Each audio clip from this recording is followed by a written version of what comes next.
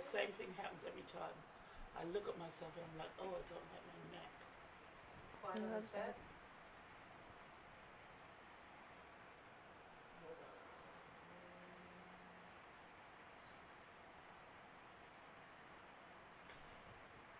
Hi, and welcome to Tea Time with Lorna. So, we're back again. I hope you all had a great week. I know I did.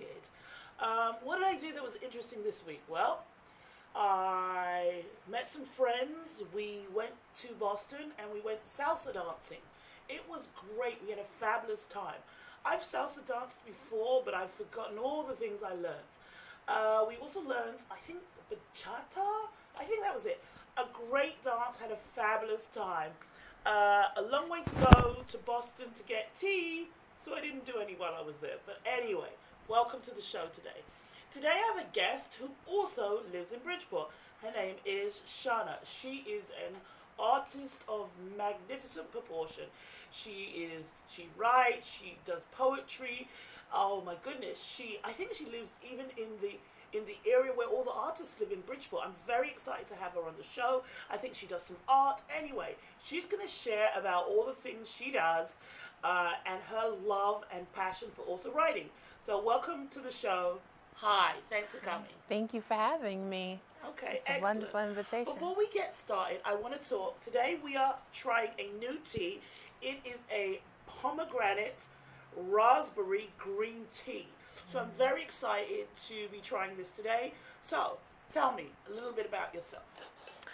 Well, I'm a painter, I'm a poet, I'm an art consultant, so I create different art events and exhibits. I do a lot of poetry stages. For 13 years, I ran the open mic called Lyrical Voices. Currently, I run a writers group through City Lights Gallery every first and second Saturday of the month. And I am constantly creating and making programming and making art and writing my poetry. Okay, so tell me a little bit about the writers group. Why did you start a writers group? What caused you to come up with that idea? Where did that inspiration come from? Many moons ago, I've been performing for what feels like ever, but definitely since 2001. And we used to always have ciphers, poetry ciphers, and go to each other's houses and share and write and create. And then people started moving away and shifting, and we stopped. And so I found it's funny, we're having tea, Embellish Cafe, and they had beautiful flowers and fresh teas and rose waters and food, and they wanted to do a program with me for poetry, but I had already had the vision for a writer's group, and I brought it there, and off and on over the years, venues changed because Embellish closed, and then I went to different libraries, and then I took a break, but people started asking about it, and so I presented it in a workshop through City Lights, and then they wanted to bring the program into the gallery. So that sounds amazing. I have to say, as you know, this is where you and I met, in your writers group. I'm a fan of writing myself. I like to, I've got a lot of projects on the burner, so to speak. You're very talented. And I'm interested, and I wanted to push myself with my own writing to be a bit more creative. And also I just felt, not that I felt stuck, but I felt like if I was around writers, I would write. That sounds silly, but I just felt like I would write more, I would do more. So I sought out the group, and like I said, I found your group, and so I feel very welcome to be there, so thank you for that. Thank you. Now, how do you find the membership of your group is? As far as people joining and stuff like that? Yeah, I get a good crowd. Usually it's about 5 people to 8 people, then another week it'll be 10 people to 20 people. It varies depending on the seasons and where people are, but it's constantly a full table, which I'm really thankful for. And it's multicultural. It crosses ages and just belief systems and religions. Like, everybody's different. It makes for great conversation. I think we have a picture of one of your sessions on a Saturday for the writing group. So we're going to show that picture because I think that'll be interesting. Just exactly what you said, the diversity of the people that come to your group is amazing. So tell me, where do you get the ideas for the prompts for the writing group? I create them. I look up different ideas, and then a lot of times it actually, I think my father calls a lot of what I do sort of like a ministry of sorts, because I feel like I just listen, I calm down. Everybody says I sound like a hippie when I say this, but I center myself, and I get introverted, and I take all the things that I've heard and processed over time. Then I look at other prompts, and I see how I can apply my ideas and create them that way. It's a whole process, and I try to bring something different and diverse, other literature into the group, and find things that are just inspiring, and then people just build off of that. A lot of it, more of it, is the people and their willingness than anything. Do you find for your own writing that the writing prompt helps you develop your skills or changes you in any way? What do you think the prompts do for you personally? That's part of why I wanted the group, because a lot of times when we're left to our own devices, we don't make time for the things that we enjoy. Especially, now I'm doing art full time, but I was working full time and, had other responsibilities, and you can get distracted. And art means so much to me, whether it's painting or writing or anything. And so I have to be intentional about making time for it. And so I'll get a lot of writing done. And once you start in a place like a group, you'll carry on what you create later on, because now you started it, and you have to know what happens to that character, or you have to get the rest of that feeling out. So do you find that I don't know if you've ever done this, do you ever start a writing prompt and find that you want to develop it beyond the Saturdays when the group meets? Do you ever find that happens? I do, pretty often. And I want to explore the idea more, or I want to challenge myself, because sometimes things are hard emotionally or creatively, and you just want to stretch your brain a little bit more. So I do. So what about people that inspire you, writers that inspire you? Do you have any that inspire you? I do. I've always loved Nikki Giovanni. Maya Angelou is one of my favorite human beings. I love reading. I've always loved reading. The Alchemist by Paulo Coelho. He's an incredible writer, and that's an incredible book. The funny thing is, I read that book. I'd hate to say it, I didn't get it. Oh, I love it. I didn't get it. I read it and I didn't get it. It's about knowing that the coal can be a treasure, and your journey to the treasure is what's powerful. It's something that people really have to meditate on, and it depends on where their life is. When he got to that part in the desert, when they're all in the desert, I don't know if they were what nationality those people were, and they were looking for stuff. I just felt completely lost. They were too. I mean, I know, but I felt completely lost in that, and I was like, oh. And so for me, it was confusing. I liked the guy. I personally wish he'd gone back to being a shepherd, but that was just me, because that girl was in love with him. You know the story. I don't have to repeat the story to you. But I felt like he should have stuck with the girl. But that's just me. So he had a bigger plan for his life. Yeah. That was an interesting book. So again, not on my list of favorites, because I just felt confused. And I personally felt a little let down at the end, but that's just me. See, I felt like I had to read it over and over and over again. Really? Yeah, it was really powerful, and I really enjoyed those kind of. First, like all the time, like when I was younger, I would read a lot of stories, but I'm more interested in inspirational writing, and they call it self-help, and it is, but I also think it's just inspiring, and sometimes when we're left to our own devices, it can be a bit much. So those tools, I think, are great. It was definitely an interesting story. And like I said, I was with him all the way up onto the desert, and the guy he meets, I think, was he from England? That had the heavy accent. But anyway, up until that part, and then I just moved on. But again, that's just me. Now, tell me a little bit about your art. What kind of art are you doing? I'm a painter. Okay. In addition to poetry, I'm a painter. So I use mostly acrylic, sometimes oil. I paint people. I've been moving into tapestry design, trying to figure out different ways to use the symbols. I paint stories. I like to tell stories through my work. So Okay. So what brought you into painting? What was the switch between writing and painting, or did the painting actually come first? I don't remember which came first because I've done them both I don't remember not doing them. But as far as sharing it, I've been sharing my work. I got my first poem published when I was 13. Okay. And then as far as exhibiting, it's been since about 2001. Okay. Yeah. Well, since you mentioned the poems, you had one that you're going to share with us. Can you share a little bit of that poem you said? I don't remember what you said it was called. It's called Mama. Okay. I dedicated it to my great-grandmother after she transitioned. Okay. Recently in August, my grandmother transitioned, and what I realized with this piece is that it goes beyond one person, just Okay. grandmothers. All right, please share. Well, life is not the radio, so I cannot listen to you in my leisure time. Adjust your voice to be as loud or soft as I need to maintain focus.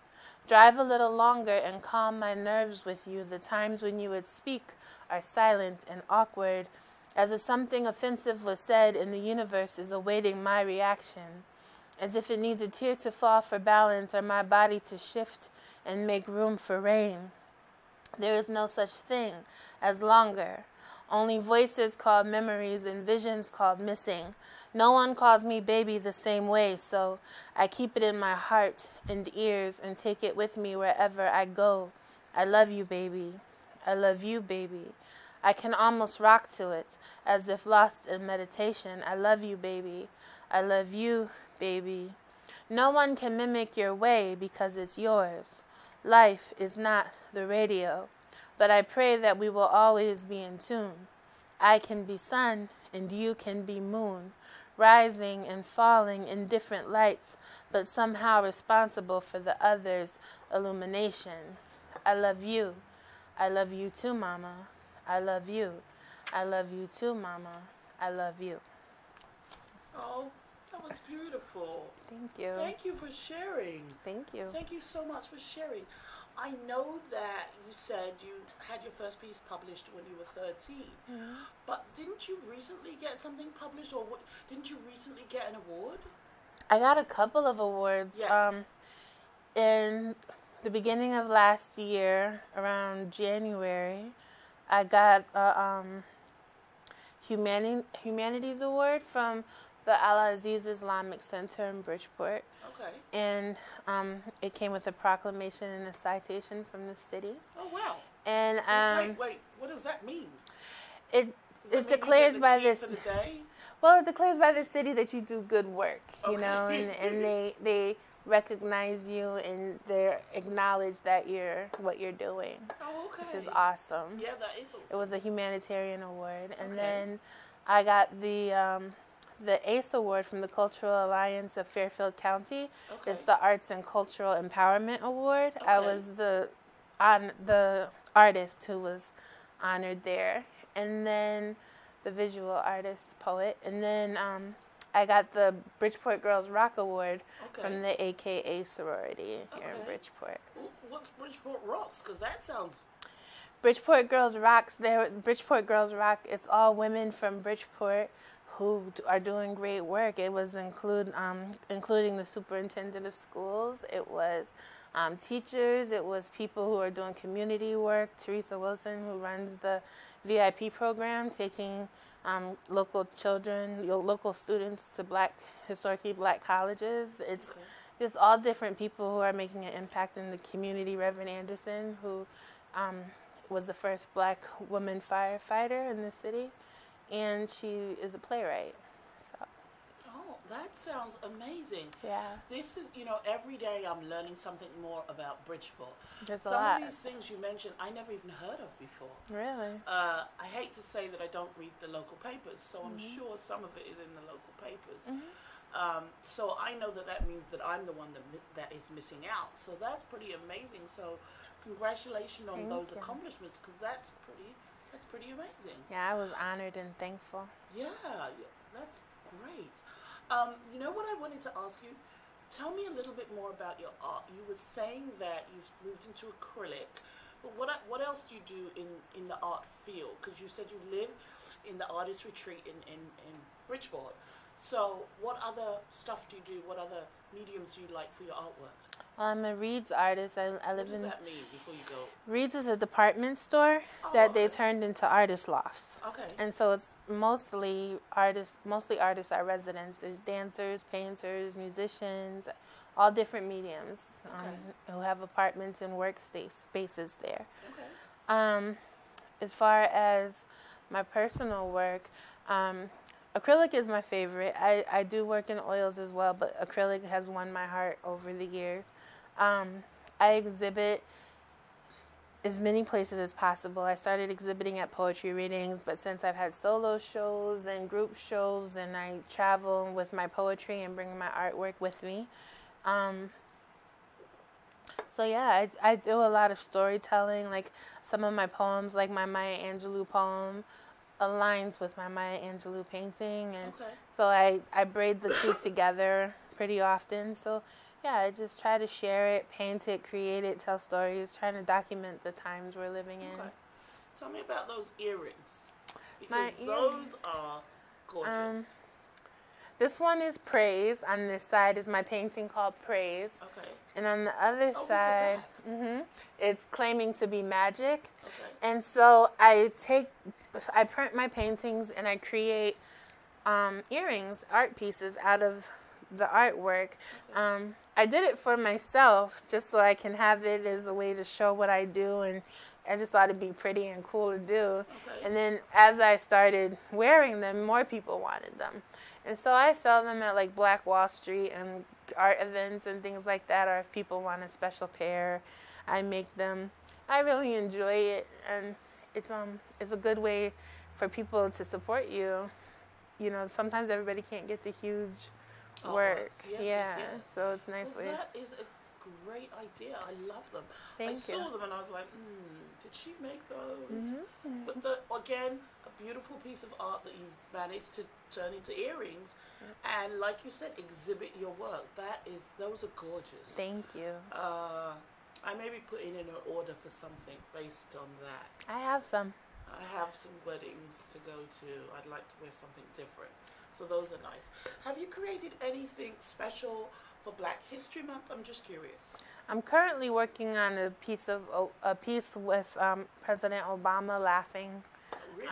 Yeah, it's a little challenging because when people are laughing, their face is wrinkled, and so I'm challenging myself with a different kind of juxtaposition. And I'm enjoying that. And I think it's weird. I don't feel like I have to do it only in the month of February, Of course. because I'm constantly doing it. But I do think I was inspired in this moment to do that because of where we are right now. Okay, that is great. Now I know you shared with me earlier that you do some vision board groups. What's that about?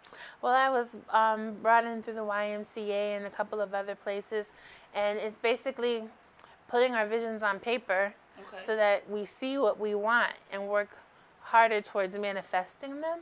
Okay. And, you know, when you speak things out loud and say things out loud, it's not in you and just stagnant. The universe hears it, people hear it, you never know what could come. And usually, a lot of times for me, they have come because it's in my face, so I can't put it away and forget about it, you know? And so it's really, we did a Dream Big vision board because we're always telling children to dream big. And as adults, we still have to. And a lot of times we forget that. And it was a really powerful group. And I've been bringing it to a couple of other places. And it's really, I think a lot of times as adults, we need to do those things just to remind ourselves who we want to be. Is it like a party? Is there cheese and wine? Is there tea? Yeah, how do you run those? There's snacks and food, and people can sit at their table. There's tons of magazines. Like we have people who are into music, so they're looking for pianos, or photography, so they're looking for cameras, or they're looking for words of affirmation like love and increase and abundance, and so they're piecing words together. And it's a huge art project. It's awesome. So do people have to arrive with an idea of what they're doing? Do they have to bring the magazines themselves? What do they have to bring with them? I encourage people to bring magazines, so we have an abundance of them. Okay. I bring some also. And then they just have to bring, I think we already have the ideas, right? But then we start with a conversation about, considering what we want. What was something when you were younger that you want to do but you never accomplished, or you put aside so that because you had to do something else, or things that you think are too big that you still think about, and if you have it in front of you, you might be more likely to do it. It holds you accountable. And how are the turnouts for that? Because that sounds like that would be interesting. It's also great. The first one I did had an enormous group, and then, here and there it's like 10 people, 12 people. It depends if somebody wants a small group of friends. It just depends on where I'm doing it. Well, that also sounds like a great idea.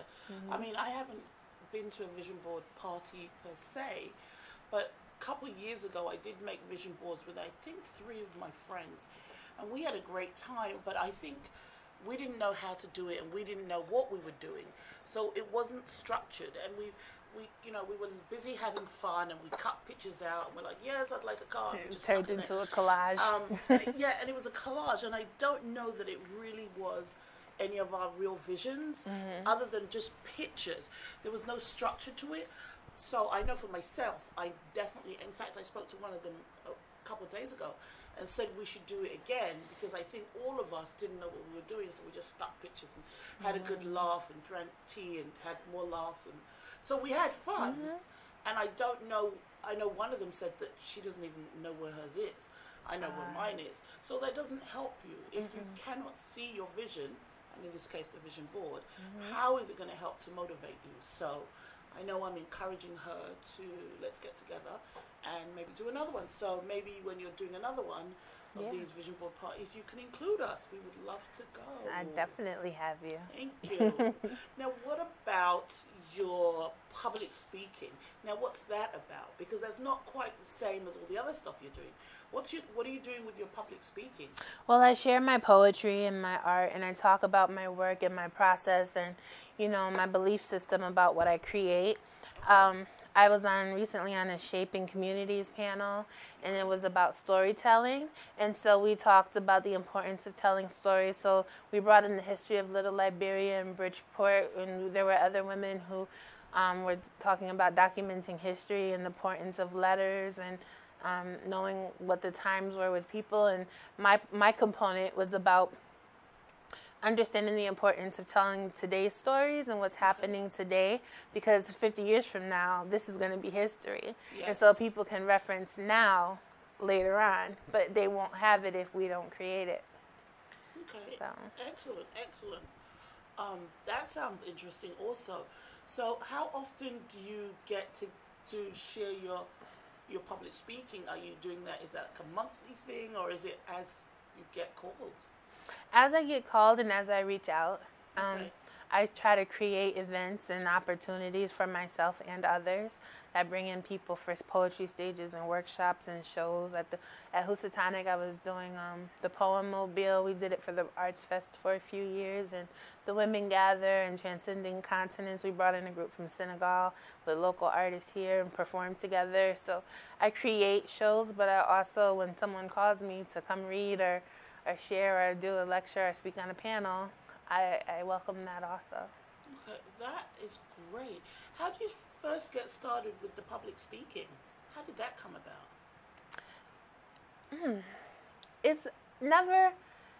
I was never intentional.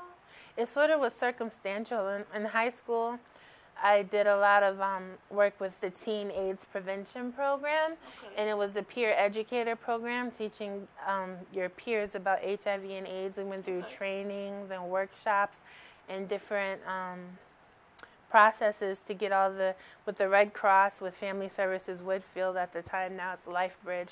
But we went through all kinds of workshops, and we go to different schools and have talks about, safety and prevention. And so I was sort of pushed into it that way, or definitely pushed into it that way.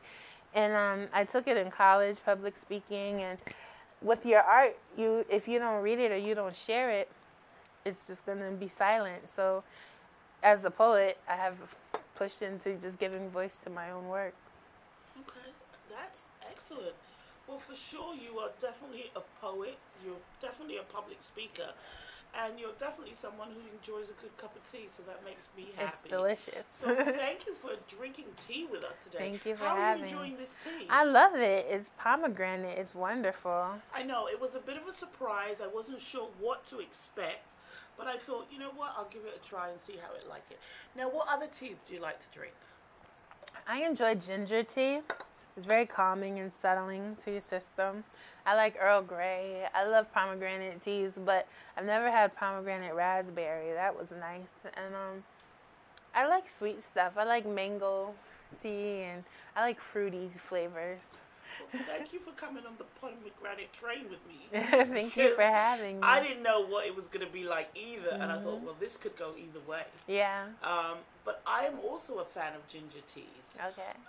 That could have been our backup tea today, but I'm glad we took a risk. Yeah, I liked the look of this, and it smelled nice, and I thought, let's risk it and see how it goes. It was great. And I'm glad. For me, that was a good buy. That was an excellent choice. So I'm so glad I got that one. This I'll definitely try again.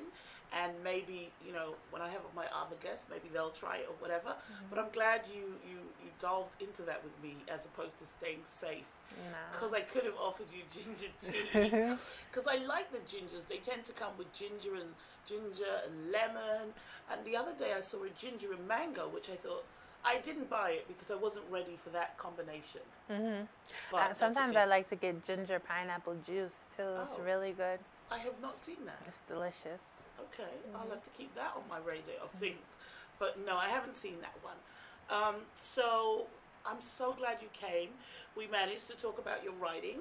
When's the next writing group meeting? This Saturday. Okay. February 10th. But it's always the first and second Saturday of each month, unless there's a holiday. And if you go on my website, Poetic Soul Arts, you'll see a calendar, and every month I post a new date. Okay. Why did you change locations? I'm just curious. Because when we first met, we were meeting at, I forget the art studio, and then we moved to another place. Why did you change? The gallery moved. Oh. Yeah. So it's the same gallery. Yeah, they had a temporary location, and so once their new location was ready, we went over there. Oh, see, I didn't even realize that. That's so funny. That's so funny. Oh, excellent. So is there anywhere we can see some of your exhibits locally? Are you showing anything locally? Right now, I'm in creation mode, but if you go on my website, you'll be able to see my work. There's videos of my art from blank canvas to completion. Okay. And I have my book on Amazon, and I also have the workshop at City Lights, so you can find me at City Lights every month. Well, that sounds amazing. I'm very excited. So I'm so happy you came to visit today and to share tea with me. Please finish this tea. I will. I thought it was great. It's wonderful. Like I said, today we had the pomegranate raisin tea, pomegranate raspberry green tea. It was excellent. It's a great choice. I'll definitely be having that again. I'm so grateful to you for coming today, sharing some time with me, enjoying the tea, and drinking in my special cups. Thank you for having me. They're beautiful. Aren't they gorgeous? Yes, it looks like a vintage set. I know. Can I tell you the funny story of the tea quickly, these teacups quickly? I actually got these teacups in a local discount store. And when I got them, I got 6 cups. I got these 2 in the taller version. So I got 8 cups. No, 4 cups and the saucers. Great. And literally a week later in a different store, I found the teapot. Wow. Isn't that crazy? It was meant to be. It was a match, and I it wasn't on my plans to buy it, but I bought it, and I think it's a match, I have to. So it was a great buy. Serendipity. So thank you for coming. Thank you for having me. Oh, I loved having you here. Well, that's all we have time for today. Thank you so much, everybody, for tuning in. The show is on TV, obviously, because that's where you're watching it, but we're also on YouTube. So if you're interested and you like the show, please subscribe. And I think next week I have a guest, and she's a dancer. I think this is when the dancer is finally coming in. I think so. If not, I'm sure she'll be in a couple of weeks' time, but I'm very excited to see her. So that's all we've got time for. Thank you very much for tuning in to Tea Time with Lorna.